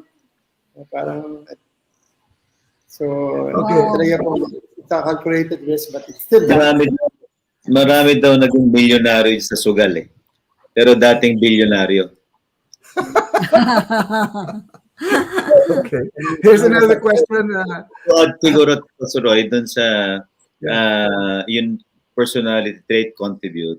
Yan kagaya ni Dick, I think yun yung risk, no? Yung risk taker. Pero meron kasing mga addict sa mga piso-piso eh. Yung small time. Actually, mas addict sila kaysa sa mga high stakes eh. Kasi itong mga to, magbebenta ng kahit tagli 5 piso, tagsa 10 piso, tagti 20 pesos, anything na pwede nilang mahawakan, enough value, mabenta lang nila kahit 100. Sa mga online gambling kasi, yung mga bingo, pwede, mga online sabong, papiso-piso, 2 piso, 10 piso, nakakataya sila. Actually, mas nakaka-addict yun. So, pero hindi, that doesn't have to do anything with the personality trait of the person. Yung sa risk taker. So, iba-iba kasi ang dynamics ng addiction. Correct. No. Tama ka, Pastor Danny. Especially the online gambling, fingertips mo na lang, di ka nalalabas ng bahay. Nandoon na. However, doesn't addiction progress? No, pwede kang mag-umpisa sa small, Maliit. sa maliit, and then you'll keep on wanting more and more. Pero and tayo. no, pero yung kahit in as much as gusto mong mag-progress at gusto mong tumaya ng mas malaki, kung ito lang yung status ng buhay mo, pang 10 piso, 10 piso ka lang, you cannot go beyond it. So, kaya ang matindi doon, yung kahit anong mahawakan mo, kahit mas matindi nga magnakaw yung mga nando doon, kesa doon sa mga nag-gamble sa malaki. That's true. That's true. Okay. Always. Yeah, one of the things that we see amongst these people kasi is, if to satisfy that craving or the one that you have, either you steal or you pawn your things or anything that you can do to get something. Kaya minsan, you even kill. You resort to killing somebody just so that you can get something from that person. So, and I guess it's not something that's complicated. Kaya lang, we see where they're going. They want to satisfy that need. So, they go through many means. Ganon. And syempre, Maybe, the high-stakes gamblers, at tatakbuhan nila loan shark or bangko. Yung mga maliliit na, magnanakaw sa mommy, sa daddy, di ba? sasan Dr. lang. May I add something po? Yes, Please. please. Kasi po, yung pong, lalo na, tama si Doktora, you'll find ways, lalo na when you're in a certain position, I don't know if it's a corporate world or in politics, mas magaling ka mag-isip gumawa ng pera. Kasi pag natalo ka, ang bilis ng utak mo gumawa ng pera. Umuwi ka pa lang, alam mo, saka kukuha para babawi or makakuha ulit ng panibagong capital. So, it's really sad, lalo na sa mga people who hold power or control over funds, whether it's private or public. Public, it's nakakaawa because it's not your money. It's not a particular company's money. It's the money of the people. So, yun po, mas I'm sure it's happening, but I'm not saying for all. Yeah. Yes. Thank you, Vice Mayor Dick. Thank you. Okay, do we have another question? Vice Mayor Dick, before that question, let me tell you that we got a remark. Did you read that from your brother? Yeah, he's in Australia. I'm glad From you Australia. did. Okay. Yeah, he's the one who sponsored the marriage retreat to Pastor Dan's and Ate Don's Baguio retreat. From Bongbong. From Bongbong Umali. Thank you for watching us, Bongbong. Okay. And he said he's witness to what you have gone through and the change. Ano na lang to, ano na lang din kami, promote ng konti, Pasuroy. Since si Dick is a byproduct of a composite trade, kaya siya napunta sa small group, na nag-invest naman si Bong, yung kapatid niya. So, si Dick actually is our coordinator for the September 29 to October 1 Inseparables 3 composite trade. So, yung mga naghahangad na actually ang purpose hindi lang sa restoration, it's also prevention. So if you're interested, you may contact Vice Mayor Dick. Okay. Thank you, Pastor Dan. So again, a couples retreat. Inseparable. September 29.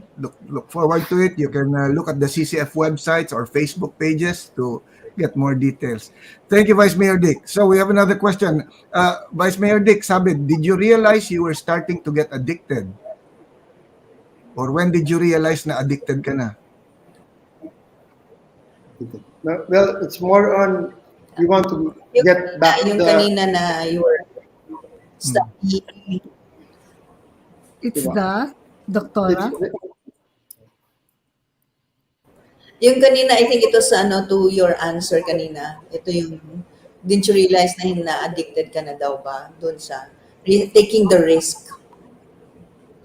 When you were taking Yeah. risks, ganon. In Maybe denial ka nga, di ba, sir? it's more on you want to get back the things that you lost, the money that you lost. So Mhm. you don't say that I'm addicted. I want to gamble lang just for the sake of it, but I want to get it back. But the wanting to get it back, you dig your own hole deeper and deeper. So, kasi even if you win, for example, you win 100,000, you want to get the million, so you won't stop. So, it's like you're digging your own talaga grave that's you cannot get out of. So, Okay. in a sense. Thank you. Here's another question. For both Pastors Danny and Dawn, have you ever imagined that Pastor Danny would be a pastor after so many challenges in his life? Naiiyak ako sa question na ito. Give It up. really Give up. touches my heart. You know, of course, nobody. I never even thought he would become a pastor. I just prayed to God, and Lord, will you change my husband? Will you restore our marriage? And this is just a bonus, extra bonus. That's why everyone around us couldn't really believe how God even turned him into a pastor. That's why he said he was a persecutor, turned into a pastor, a sinner, turned into a servant. So, it's only by God's grace, only through God's amazing power that He can really transform the most evil, the most wicked, the most adulterous, and most addict pa, diba? So, we just want to encourage all the wives out there. You just pray to the Lord and keep hoping, keep trusting in the Lord, because we have a God who's the God of the impossible. Yeah. In fact, I remember, I think even when the cell group was advising you to pray for your husband, in my mind, Magdadasal niyo pa yan? Wag na. In my mind lang, hindi ko naman sinabi. Pero kasi God is really amazing. Una, ito yung at the height of my addiction, Pastor Roy, dito Sasa. I remember, tanghaling tapat ito. So, nasa wisyo ko. Hindi ako nag-drugs, hindi pa ako umiinom. Parang all of a sudden, I saw a vision of me speaking in front of so many people. And right there and then, tinawagan ko si Don. Sabi ko, uy, alam mo sabi ko, totoo hindi ako lasing, wala akong tinig na iba. Sabi ko, nakita ko yung sarili ko na nagsasalita ako sa harap ng maraming tao.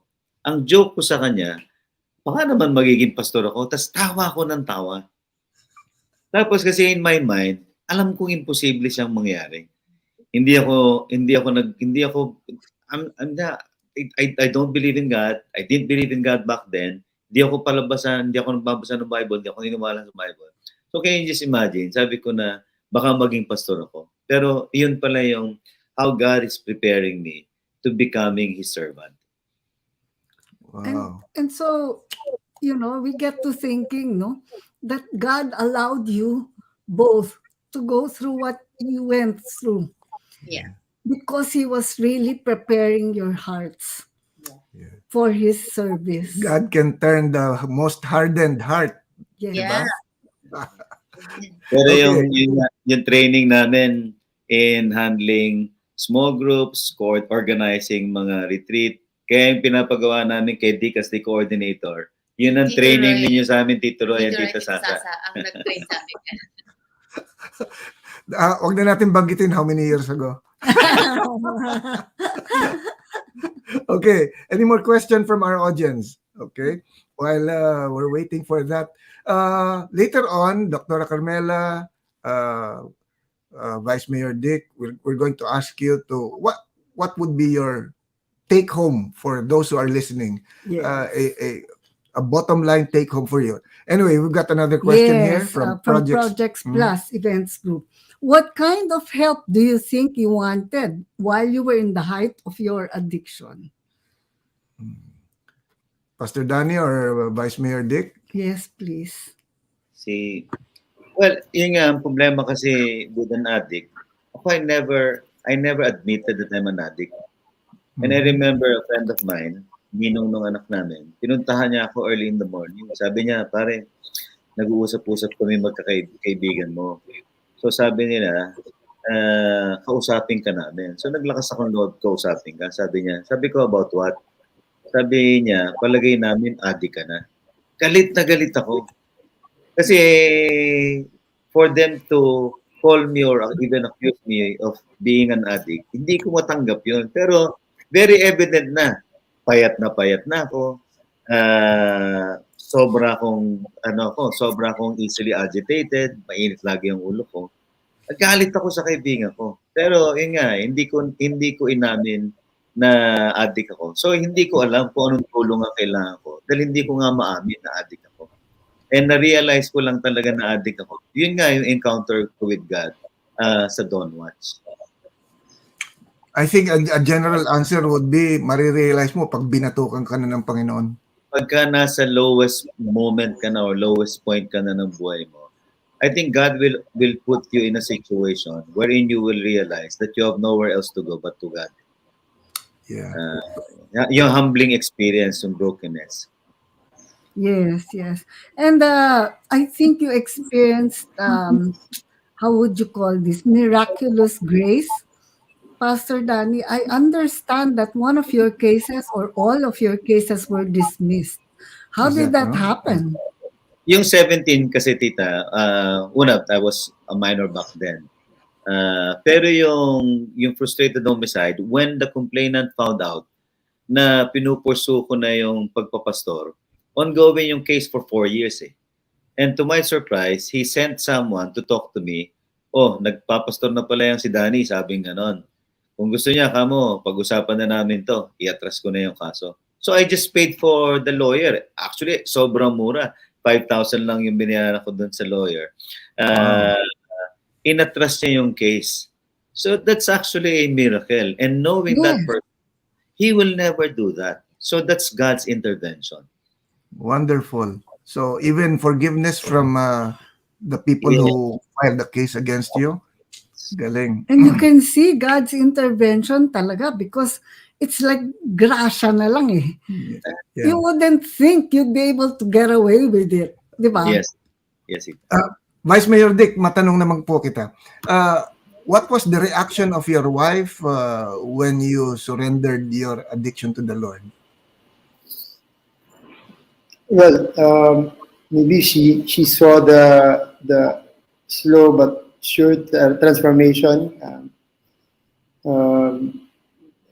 Siyempre po, sino bang unang magiging masaya kundi yung asawa natin pag nakita na tayo na pero si Pastor Dan just wanted to be with them and, have your quiet time and, just enjoy the simple things in life. Yun po yung my wife po, pinaka masaya sa nakita niya po sa akin. So what miraculous grace. Oh, there are your pictures. Oh, how nice. Yes, ano pong miraculous grace na binigay sa inyo, Vice Dick? Well, the Lord did not only take away He transformed my heart. Tapos po, para po magkaroon ng paradigm shift to your perspective about life, what success is, what's important in this life. So, yun po yung mga yung grace na binigay ni Lord na kahit po yung dati po, siyempre po, if you're a politician sa probinsya, ako palamura ho ako eh, talagang everyday, siguro curse, it's part of my sentence, no? Parang expression ko na siya, but even that was taken away from me by the Lord. Talagang wala na po since I didn't practice it. Kasi hindi naman pwede practicein yung pag-alis ng pagbumura eh. Hindi siya pwede kasi pag magulat ka, minsan mapapamura ka. So, lahat, everything that's not pleasing to Him was taken away by the Lord when I sought forgiveness. Yes, yes. And I understand you went through also really some tough times, like you ran in the elections and lost also 3 times. And And yes, Tita Sasa, um, we literally lost everything. I lost everything. May kasama pang embarrassment, may kasama pang humiliation, disappointment. Talagang dapa talaga, no? From lahat, businesses, no? Kasi talagang damay naman lahat eh. You cannot say that you have your business is, doing well and you personally you're in a mess. So lahat po, lahat talaga pong nasa makadapa po the time. Tita, yes, if I may add yes, also yes. and Please. answer your question about how the wife felt, if I if I may speak for her on her behalf, kasi I witnessed how um, Ingrid, Vice Mayor Dick's wife, really suffered during the time that he was going through all these gambling addiction, the womanizing, and everything. In fact, they lost a lot of their properties also because of the gambling problem. But well, in the beginning, she really struggled. But when she also came to really become obedient to what the Lord has been telling her to do. She loved unconditionally. I saw her how she endured as well, how she also like practiced the gentle and the quiet spirit. Nung una, inaaway niya Oh, si Vice Mayor Dick eh. But then, there were a lot of times when in the D group, she would share a lot of things with us, but she would never confront Vice Mayor about it. She would just keep everything to herself and just pray to the Lord about it. So she also learned how to really surrender. And so during the time that she witnessed how the Lord really delivered Vice Mayor Dick from all his gambling addiction, you know, she was really like, she was just in awe of how the Lord answers prayers and makes miracles.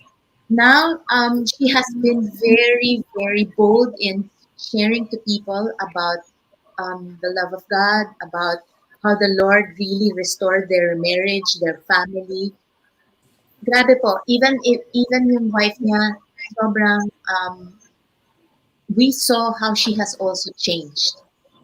We were just together last week and nung wala si Dick, ina-affirm ko lang si Ingrid and she cried. Sabi niya, parang I'm just in awe and so amazed kung paano kumilos si God sa buhay namin mag-asawa. So, yes, sobrang siyang grateful. And kami, ako, And their I also, children are happy as children well. are happy. I also witnessed yung talagang evident change. Dati akala nang ni Dick, napapaniwala niya ako sa mga sports, tsaka yung mga, pag tinatanong mo, okay. Alam ko naman pag niloloko at binobola lang ako. Investment. That's the genuine changes and transformation sa buhay niya. And now I believe that he's really truly a follower of Jesus and a lover of Christ. Wonderful. but Dawn and even Ingrid, God used you also Yes. as an instrument of grace to help about the transformation of your husbands. It's called the power of the praying wife. Yes. Also, Dr. Carmela, uh, well, we're hearing success stories, no, about addiction. Tell us, how about, your own, because I know you have so many clients, you have so many patients, Doctora. Has it always been this happy ending? We wish, that's our prayer, no? Kaya lang talagang maybe it has its own time.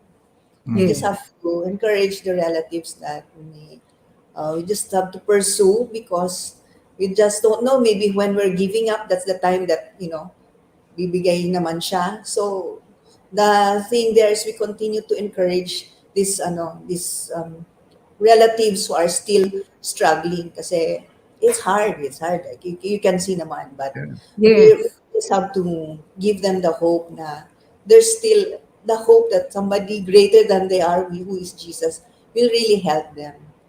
Yun. Thank you, Dr. Anyway, as we wind down our discussion, it's getting late, and I'd like to ask our guests, maybe starting from Dr. Carmela. Carmela, Dr. Carmela, what would be your parting words? One piece of advice that you can give our viewers, especially those who are addicted or those who have relatives or friends who are addicted. Yeah, a take home for them. Yeah, take home is if all of us, I think, want to take control of our lives. Mhm. However, there comes a time that, in as much as we want to, there's somebody greater than we are who wants to take control of our life.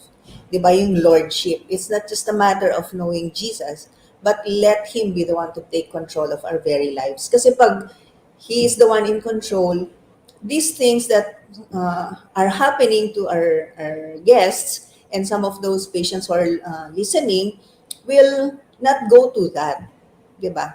So na shorten. So it's the lordship who is in control of your very life.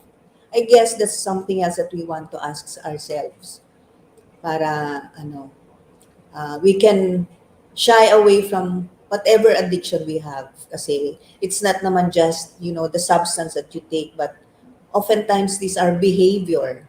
These are functional idols that we put into our lives that make us, take control of our own very lives. Kaya lang, yun nga, eventually it will lead us to our own downfall. Ayun. Okay. Very well said. I like what you said, Doctora, functional idols that draw us to our addictions. And I guess many of us, or almost all of us, have our functional idols. For some, shopping, for some, Netflix, whatever. Yeah, that's true. Okay, let me turn to Vice Mayor Dick. Vice Mayor Dick, one piece of advice that you would like our viewers to take home? Yeah. Yes, Pastor and Tita Sasa. No? I guess for me, if you really seek God, repent and just ask for genuine forgiveness. He is just there, and grace is abounding. You just have to accept it. The problem is for some people, they thought that they think that ano po, yung part nila is not relevant or significant, but yun yung key. You accept Him as your Lord and Savior, be the controller of your life, and you surrender to Him. He will take care of the rest. Just like mine, parts of my life I didn't ask for, but He still gave it to me. Where I am right now, I did not ask for it because I think it's sobra na. I go, Lord, no, you fixed my marriage. It's sobra na. He gave me all that I lost plus more. Lord, sobra na. He put me here. It's just, it's just amazing grace coming from Him. And even if you don't ask, He will give it to you. Especially when He knows that you can be an instrument to His mission. Okay. Amen. Salamat, Vice Thank Mayor you Dick. for being an instrument now. How about Pastor Danny and Don? These are two very dear people to Pastor and myself. What would what would you like to impart to all our listeners today? Yes, Tita, thank you so much.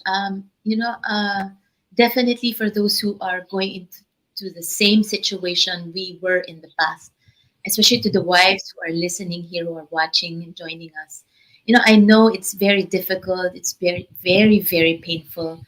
But, there is hope, and there is hope in the Lord. And I know you may have tried other things, but, there is no other way but only in the Lord. And so, what I want to tell all the wives is that you never give up on your loved ones, never give up on the Lord. And because we have a God who really answers prayers, we have a God who is the God of the impossible and who makes miracles, even that is beyond understanding, beyond what you can imagine. God can do it. And He knows what's best for you for as long as you know it's the Lord's will. And definitely, God is in the business of transforming lives and restoring marriages. So just keep praying and just keep trusting the Lord.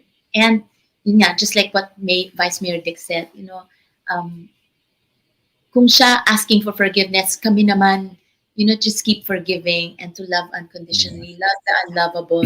Kasi who knows, you'll never know, your husband or your son may become a pastor someday. Yes.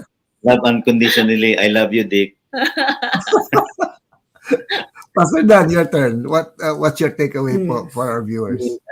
Since yung target audience or guest natin basically are those having issues or problems with addiction, family members merong addiction, I've been there, done that. And totoo naman addiction will surely promise you temporary pleasure, but it also guarantees you a lifelong consequences. And parang sabi nga ni Doktora, it's just a band-aid solution. Do not go after band-aid solutions, temporary solution. And if I may give an advice, why not try God? Surrender your life to Him. You know why? You will never go wrong with God. And, you just have to surround yourself. Hindi na yung mga taong kapareho ng issues mo. You surround yourself na ang intention is for your welfare. Be part of a small group. And once you've overcome, don't be complacent. Hindi ibig sabihin na nag-surrender ka na sa Panginoon, wala ka ng struggle, wala ka ng temptation. Never put yourself in a situation wherein you have no choice but to fall again and again. And I would like to thank, of course, the Life to the Max team. Praise God for all of you. And si Dr. Carmela, as always, ano yan siya? BFF Carmela, doktora namin yan si Doc J. Namin nire-refer Yeah. siya. And syempre, Tito Roy and Tito Sasa. Yeah, thank you for being a part of our journey. Looking back dun sa journey namin, many decades back, 2 decades back, you've been God's instruments in restoring us in our marriages. We love you. Thank you, Pastor we love Dan. you too. But you have been instruments also in our lives and really modeling. I really admire Dawn for being a First Peter 3, chapter 3, wife to you, really. If only I had her strength of quietness. Di naman ko kasama ni Danny. Hindi. Pero, Tama na sa akin, kidik na lang. Napagbintangan na dito. hindi, kasi hindi ako kasing pasensya. Okay. I don't have that. Anyway, it's nice to end with some humor, but our time is up. So I want to thank, with love, Pastor Danny and Sister Dawn, Vice Mayor Dick, Dr. Carmela. We always appreciate your professional and spiritual advice. I want to thank also all our viewers. We've got some reminders, especially how to post your questions. Or Dr. Carmela, would you want us to post your clinic number or where people may want to contact you? Please just send it to us. So with that, once again, salamat, marami. And special shout out to the Eastern Police District, yes, who are here with Life to the Max. Thank you for always tuning in and for joining our small groups. So with that, I'd like to turn us all back to Riva, our host. Back to you, Riva. God bless you. Thank you very We much. love you. Love you. Thank See you Wednesday. Thank you. Yes, wow.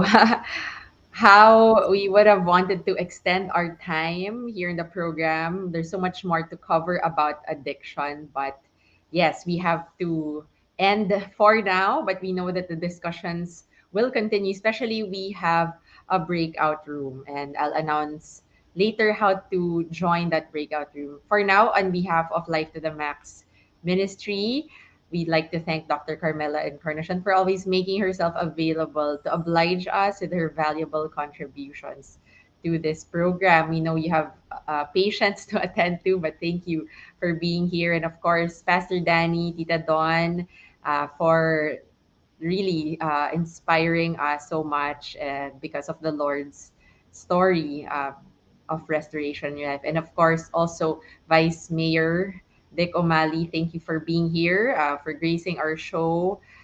Your story of redemption also is such a huge encouragement. Thank you for spicing up our program with inspiring stories. And more than anything, it's because you shared from the heart, authentic, honest, transparent, open, and of course, pointing everything to the Lord. Ang dami nating matututunan today.